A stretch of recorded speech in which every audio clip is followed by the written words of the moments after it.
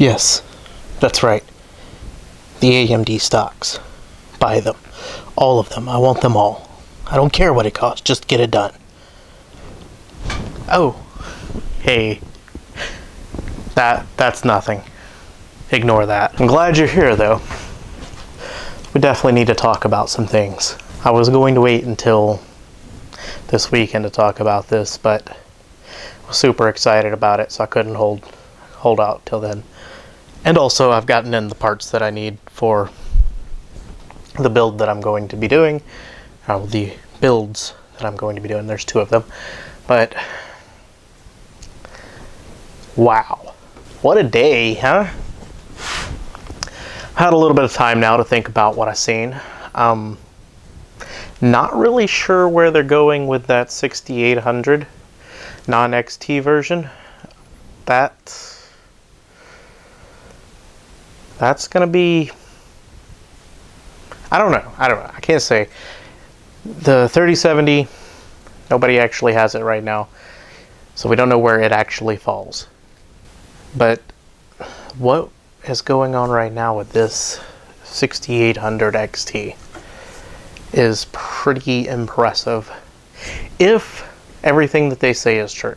Definitely want to make sure that we are holding, I guess, well, it's good to be optimistic, but definitely holding back, not being like overly expectorant. That's not right either. Just take it with a grain of salt, because these are numbers that are being given from AMD, from the guys who made the card, and of course they want to take the absolute best performance that they can get and show that to you. And you know what, that's fine. I would definitely want to show you what I'm capable of if I was the one making these cards. But the thing is, though, is that not everybody that's going to have one is going to have a Ryzen 5950X paired with the RX 6900 XT and all that stuff.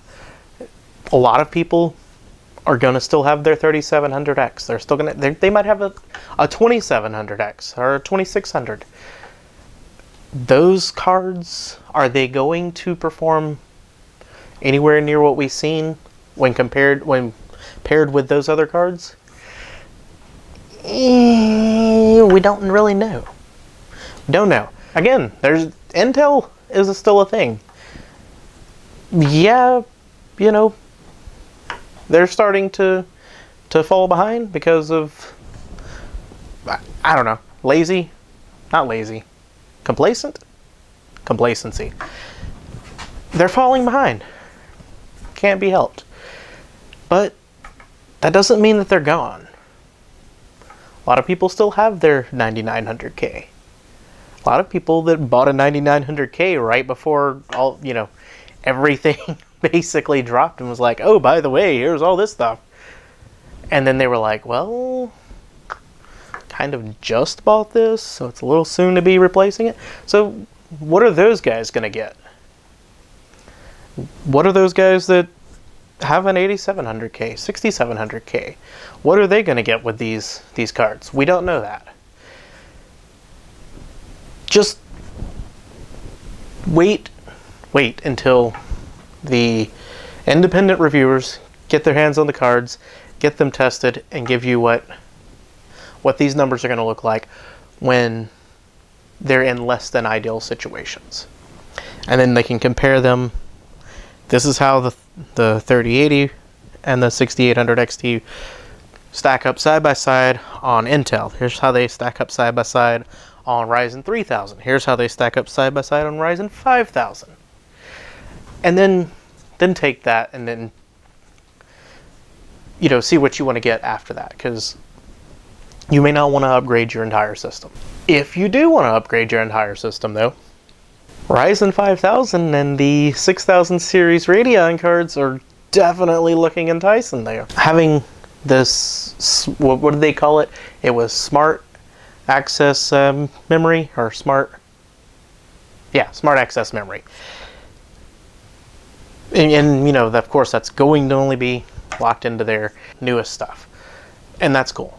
That is definitely going to give them a pretty big advantage on quite literally anything. So whenever they take these cards and they say, okay, well, we're going to compare the 3080, 3090, the 6800 XT, the 6900 XT on these systems, those are going to be pulling away from the results that they get whenever these features are activated.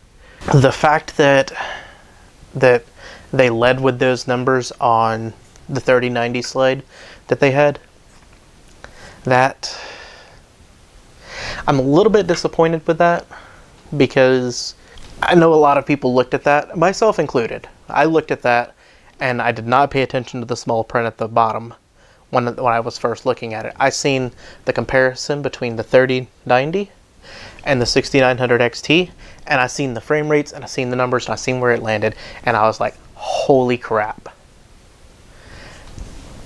And I was just staring at that like in awe, and I didn't even think of looking down at the bottom to read the disclaimer that, oh, by the way, we had smart access memory, and we had the rage mode turned on, which rage mode is basically overclocking without all the extra steps.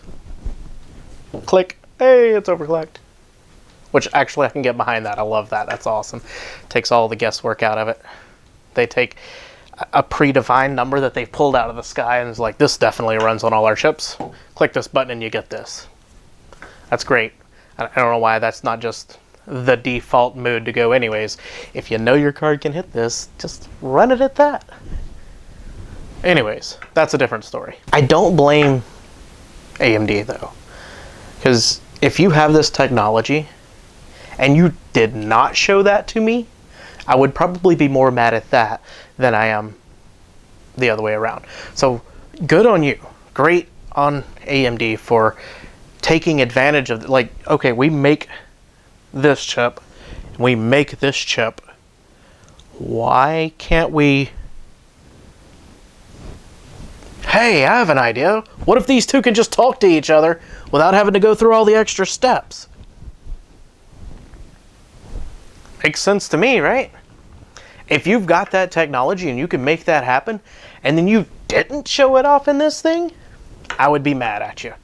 So I don't fault them for showing that off. I wish that they would have included another slide in that and showed us those comparisons to the 3090 with those features turned off though, because that's going to be more indicative of what most people are going to get, because most people don't already have, or well, are not going to be getting, you know, a Ryzen 5000 5950X or 5900X or any of those chips, especially whenever they just upgraded to the 3950X or the 3900X or any of those other things. So those people are not going to be getting that new, like, way of communicating. It's not going to be what they're going to get on their systems. So I would definitely like to have seen that included, but the way that this is going is definitely, it's exciting.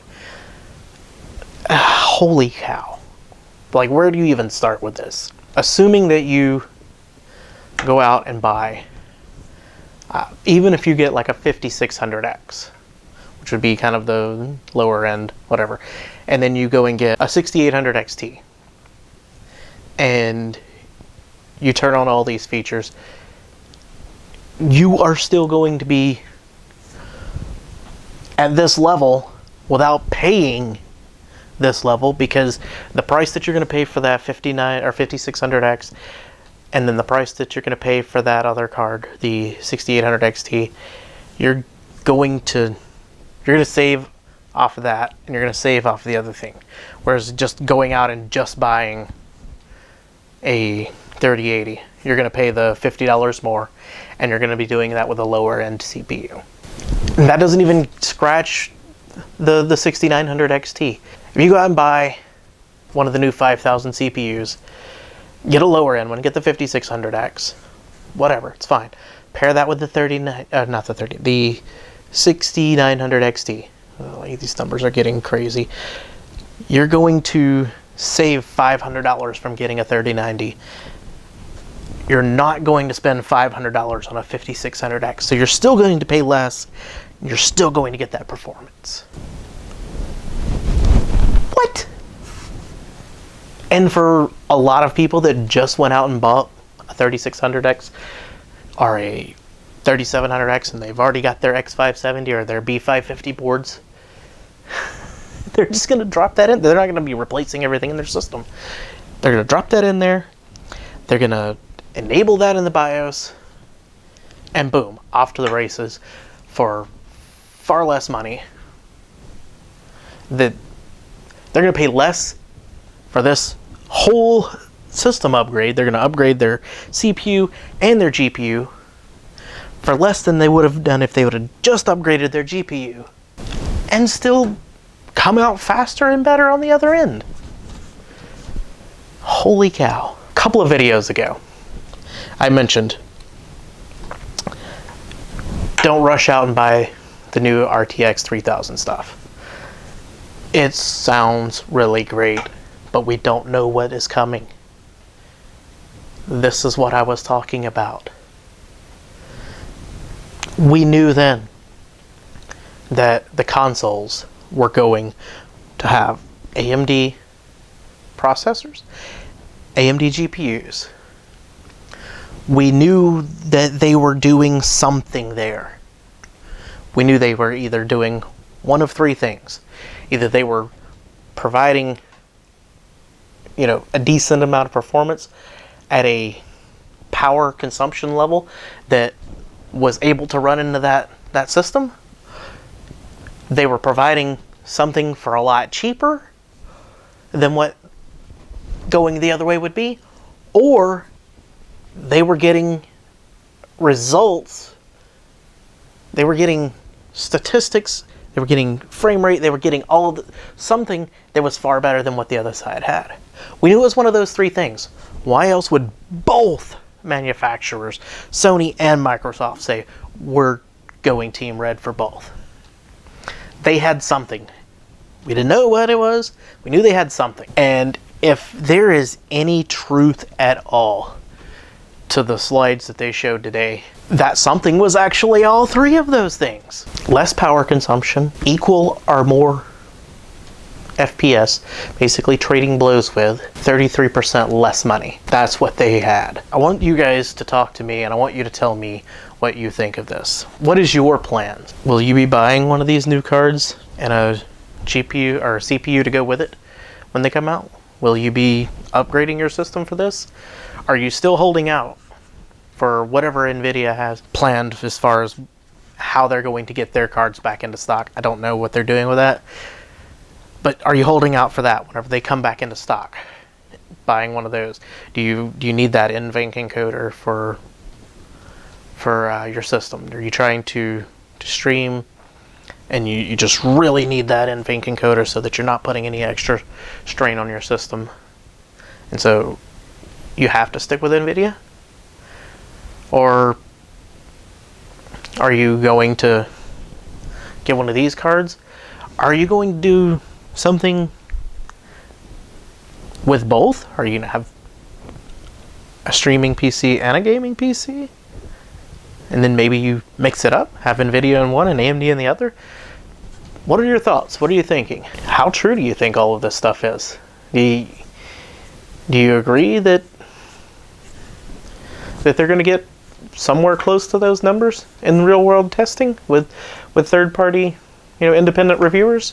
Or do you think this is one of those things where they're really trying and they went with the highest end top bend chips and just gave it the absolute best that they could get, and that nobody else is going to get anywhere near that? I mean, that could be a thing. Their 6900 XT and their 5950X might be able to achieve those things, but does that mean that your 5950X and your 6900 XT are going to achieve those frame rates and in all those titles? I don't know. We I don't know. We got to see what happens whenever someone actually gets one of these in their hands and they're able to put it in a system and test it out and see what happens. And I am really looking forward to that. Anyways, let me know what you think about this. Let me know what you're planning on doing. Let's talk about these cards down in the comments down below. Give us a thumbs up if you like what you're seeing. Give us a thumbs down if you don't like it. Get subscribed if you're not. Just go down there and hit that. Click the bell notifications. That way you get notified every time that we have some new content coming out. And I will catch you guys in the next video. Thank y'all.